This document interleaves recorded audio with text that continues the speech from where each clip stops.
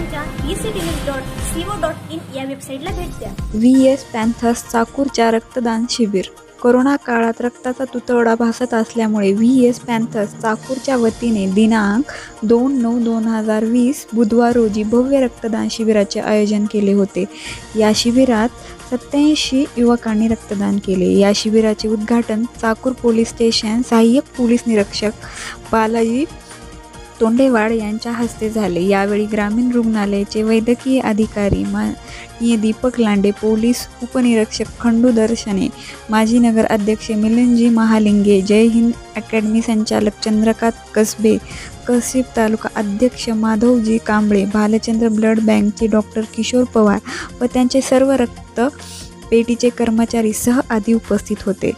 सदरील रक्तदान शिबिर हे VS पॅन्थर्स चाकूर तालुका अध्यक्ष शरद किनीकर यांच्या नेतृत्वाखाली करण्यात आले। या कार्यक्रमात राष्ट्रसंत परमपूज्य डॉक्टर शिवलिंग शिव आचार्य महाराज अहमदपूर यांना श्रद्धांजली अर्पण करण्यात आली।